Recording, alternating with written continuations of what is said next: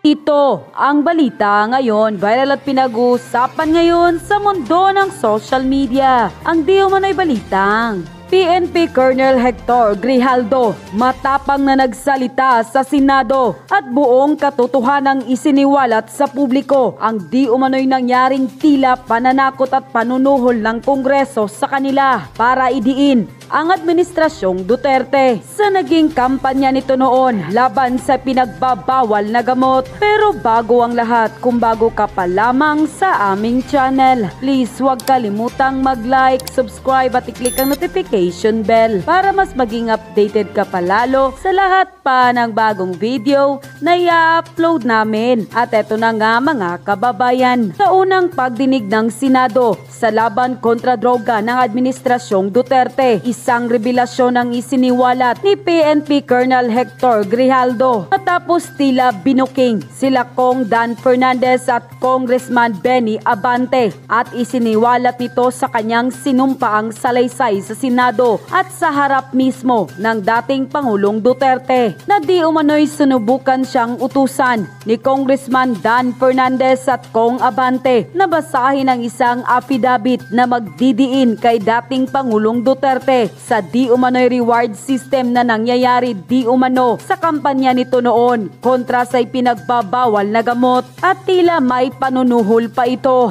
Tapos sabihin sa kanya na nasabing kongresista na pwede pa itong maging general na ayon sa kanya ay matapang niyang tinanggihan na ayon sa ating mga kababayan, itong araw mismo ang magpapatunay na huwad di umano ang Quad Committee ng Kongreso na binuo ni Speaker Martin Romualdez. Samantala, hindi naman mapigilan ng marami sa ating mga kababayan na magbigay ng kanilang hinaing at komento sa mundo ng social media. At ayon pa sa kanila, sabi na sa inyo, sa umpisa pa lang scripted ang ginagawa nila sa Huwadcom kasi si Garma biglang iba ang galawan na minsan umiiyak, minsan biglang alanganin sa sagot at bigla namang sumusunod kung ano ang sasabihin ng mga nasa Huwadcom.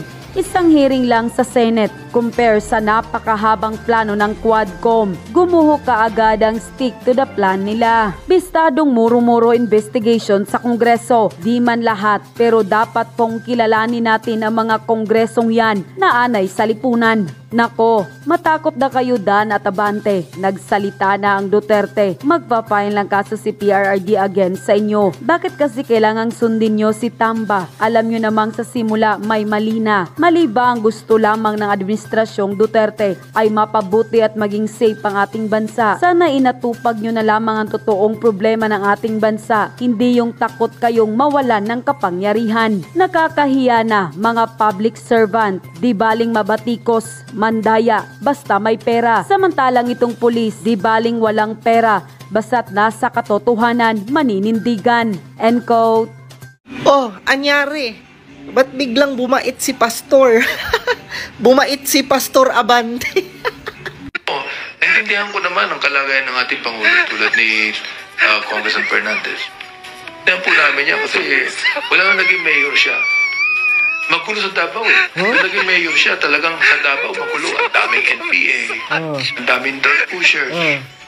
Ginawa niya, nilinis niya. Yun din ang kanyang ginawang template sa buong bansa. Naunawaan ko po ang ating Pangulo tungkol dyan. Ayun naman pala, naiintindihan nyo naman pala. Naiintindihan nyo naman pala ang template ng ating Pangulo. At ginagaya niya ang Davao City na dati pinamumunuan ng NPA, pinamumugaran ng NPA, di ba? Na dati ang Davao City, maraming mga drug pusher, ikaw na mismo nagsasabi, Pastor. Pero ang sabi mo, nilinis ni Tatay Digong. Good. Okay. Yun naman pala, Lolo eh. So let's go straight to the point. Did you and Representative Dan Fernandez instruct Police Colonel Hector Grijaldo to confirm the reward system in Davao, in effect asking him to lie? I already made a statement that there is no truth to the accusations of Kenneth Grinato, that I forced anyone or we forced anyone to sign any affidavit in exchange to favors or the possibility of promotion. And that is what I said in the media, Karen. All right, but this is the point, I don't know why- Representative Abante. Wait, I I don't won't know why- let that go. I won't let that go just yet. What Again. is your business and Dan Fernandez's business speaking to a resource person? Tama. Why would you do that? Tama. He was actually a classmate of Colonel Garma. And Colonel Garma asked us if we can talk to Colonel Grijaldo because he has something to say. So, you know, nagano naman kami, okay, we talk to him. But what you did was wrong. That immediately put color and bias into the resource persons. Tama. What is the business of two representatives Tama.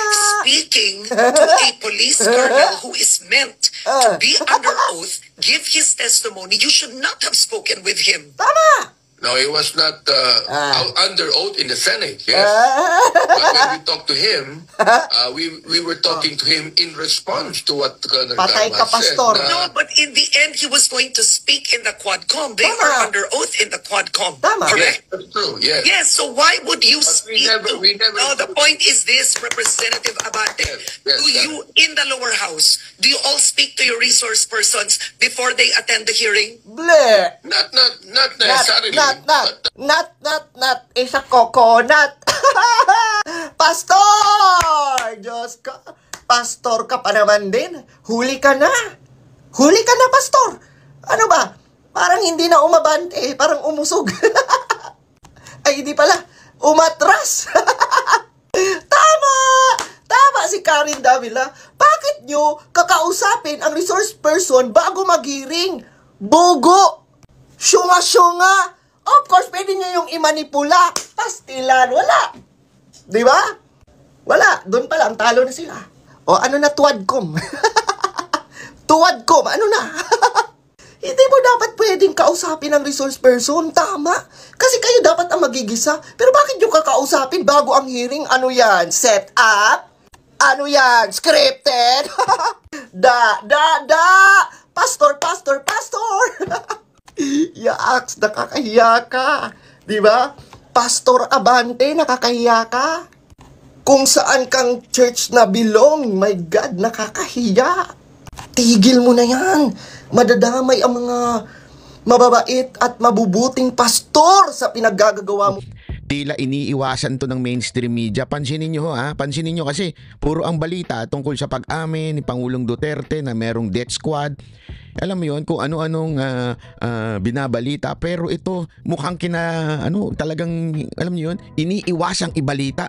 Dito mga kababayan, booking po itong mga walang yang congressman na ito. Panoorin po natin itong itong confession ng isang kernel. Ang lupit ho nito mga kababayan, pakingge. O panoorin natin. Pasok. O. Yes, Your Honor. Right. Mr. Chair, Your Honors, sa ating lahat, magandang hapon. Allow me to read my opening statement. Matapos ang House Quadcom hearing na umabot ng 14 hours, dala-dala ko ang masamang karanasan at hinanakit sa pangyayari. After some time, Kong Abante asked me how many years do still I have with the PNP. Yan na. I answered, I still have 4 years before my retirement. Then he made a remark, pwede ka pang maging general. I humbly responded to him, masaya na ako sa ranggo ko, sir. Bishop Bayani, Congressman Bishop ka pa man din. Una, kasalanan mo dito, ayon sa kwento nitong mamang pulis na ito, sabi niya, naandun ka lang habang nangyayari itong tinatawag nga ni Pangulong Duterte perjury, di ba? Habang nangyayari itong katarantaduhan na ito, naandun ka, you are witnessing it.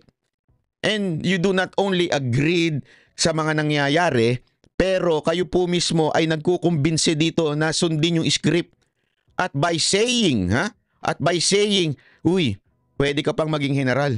May 4 years ka pa, pwede ka pang maging chief, pwede ka pang maging mataas na ano. Hindi ko alam kung general ba ang RD, parang ganun. 'Di ba? Mga regional director. Pwede ka pa talagang maging general. Yan ang grabe, dinaig mo pa yung demonyo Hindi, sorry pero alala niyo yung demonyo? Di ba yung demonyo bumubulong-bulong yun eh. Oh, uy, masarap yan pagkain na yan. Kaya di mo yung apple na yan. Hindi pala apple yun, di bang prutas yun? Kaya di ba to? Dinaig mo pa yung demonyo din na nagtetem kay Jesus na sinabi niyang ano O, di mayon ka dyan. Isin sa'yo ang mundo na to. Iligtas ka ng Panginoon. Alam mo, Bishop, confess. Hindi, totoo. How come naging pastor ka? Ganyan ang ano mo, ang... hindi mo ba kayo nahihiya? I rebuke you as a brother in Christ. Hindi mo ba kayo nahihiya? Ay ano, sinasabi na ho ng isang pulis, kinumbinsin nyo pa siya na sumakay sa script ninyo at pwede pa siyang maging general. You are being part of these lies. How dare you? Talay. Okay na eh. Pagkatapos nito, sir, uuwi na lang ako. Yun. At magtatanim na lang ako ng kamote sa amin. Grabe, ang lupit mo, sir. Sino sa atin ang kaya yung ganito? Alam mo, sir, hanga ako sa'yo. Hanga talaga ako sa inyo. Ibang level lang ano nyo, ang pagiging honest ninyo sa buhay. Alam mo yung mga katulad mo ang pag-asa ng bayan na to. Yung mga katulad mo ang dapat maging general. BP Sara Duterte, kung kayo ang susunod na Pangulo, kung kayo magiging susunod na Pangulo, ilagay nyo ito sa posisyon. Hindi ho dahil sa bayad utang, pero this is the kind of generals or this is the kind of police na we need in our country. Honest to goodness. Alam mo yun, the temptation is so hard. Diba? It's not easy. Tumanggi ka, mamalagay sa alanganin ang pamilya mo, yung pagkain ng pamilya mo, malagay sa alanganin yung iyong karir. Hindi mo madali yan. Alam mo kung bakit? Pag ikaw na-suspend, pag ikaw natanggal, lahat ng pensyon mo tanggal. Yung pinaghirapan mo ng ilang taon, mawawala. Alam ko ho yan. Alam mo kung bakit? Marami nga po akong kilalang pulis. Yan po ang hinahabol nila. Yung malinis na record at mag-retire ng maganda para may pension sila na habang buhay na silang sumasahod through that pension. Yan po ang habol ng mga pulis eh. Di ba ho? Maging matuwid lang para dire-diretso yung kanilang pension. Pero pag ikaw na-suspend at natanggal sa serbisyo, kung ano man ang iyong pinagdaanan, siguradong wala kang ikabubuhay. Ang mangyayari sa iyo magiging personal bodyguard ka lang ng mga ano diyan, ng mga politiko, 'di ba? Nakakalungkot pero that's the reality. Ganyan ang mga nangyayari doon sa mga nagre-retire at mga nadidismiss na pulis eh. Nagiging hindi nare-retire, mga nadidismiss po pala, nasususpend o yung mga natatanggal talaga sa trabaho. Nagiging bodyguard lang ng mga politiko. Pero itong mama na to talagang pinanindigan niya yung kanyang prinsipyo. At ang nakakahiya, congressman pa ang nagkukumbinsi sa kanyang magsinungaling. The cordial conversation between us continued. And I felt that they wanted me to convince me to do what they wanted me to do. Then Kong Abante asked me where I serve as a chief of police. To which I answered, Mandaluyong City Police Station, sir.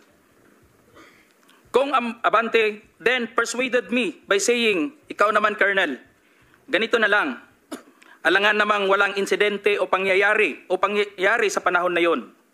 I answered, and I served as a COP in Mandaluyong during the COVID-19 pandemic. And there were less crime committed. Hinahanapan niya pa Nagtatry pa ng kunwari honest to si Congressman Abante by say imposibleng walang nangyaring patayan sa Mandaluyong nung chief of police ka doon. Imposibleng walang nangyaring patayan doon habang nakaupo si Duterte. Di ba parang talagang ito yung tinatawag na hindi lang nagtatanim ng kasinungalingan, talagang naghahanap pa. Di ba naguhukay pa siya. Wala ba ditong nangyari na ganito, ganyan, ganyan. Tapos yun lang ang i-highlight mo. We did not receive any reward from anyone. I added that we only receive funds, additional MOA or support fund from the Peace and Order Fund of the LGU. Yan Diba? Tinatanong niya, may nag-reward ba sa'yo? Na ganito, ganito. Hindi, sabi niya, wala. Nakakakuha lang kami ng additional fund from the LG. Alam mo, eto matindi, mga kababayan. Naggaling siya sa Mandaluyong. Supposedly, ganyan sila ni Abalos, diba? Pero, dito mga kababayan, nilaglag niya ang gobyernong pinagsisilbihan ni Abalos. Di ba? Pinanindigan niya yung prinsipyo niya. Kaya iba tong taon to. Hanga ako dito. Dapat talaga ito maging PNP chief eh. I then respectfully told Kong Dan Fernandez that anybody can debunk my statement if I confirm the testimony of Colonel Garma about the DDS in 1999, since I was not a member of PNP at the time. And I have... Kita mo yung kasinungalingan. Pipilitin siyang umamin na may DDS kahit di pa siya pulis. Pambihira. Gago rin talaga yun. No? Grabe talaga. Ikaw talaga. personal knowledge as to the reward system. Additionally, I said, the work of the policeman are noble and requires great sacrifice. Yun. Even without the reward Yun. or award. It is our moral obligation Yun. and a call of duty to serve our country and people. Then Kong Dan asked me, si Colonel Garma, anong masabi mo sa kanya sa Parayuga? I politely told him I cannot comment on the case. When I respectfully answered him, Sir, mahirap yan. Kasama kami sa nag-iimbestiga at hindi ko alam kung anong kinalaman niya at may investigasyon din sa amin, baka ma-incriminate ako, sir. After the discussion, they did not give me a copy of the second affidavit of Police Colonel Garma. I felt that I disappointed them. Kong Dan Fernandez and Kong Abante left the room, while I and the two lawyers of Police Colonel Garma stayed in the room for a while. I presume that they are about to present the second affidavit of Police Colonel Garma. I asked the two lawyers of Police Colonel Garma why they have chosen me. They did not answer me and just stared at me. Grabe, no? Ang talino nung abogado. Ang bira.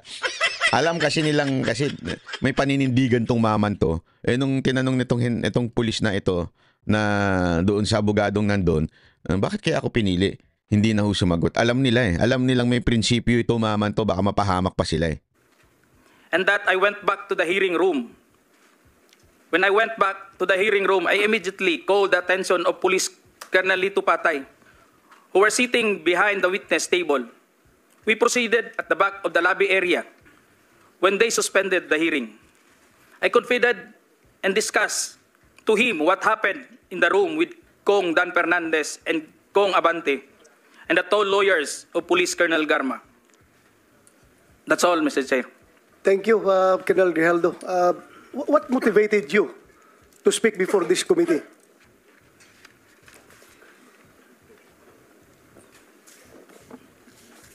The time, Your Honor, I was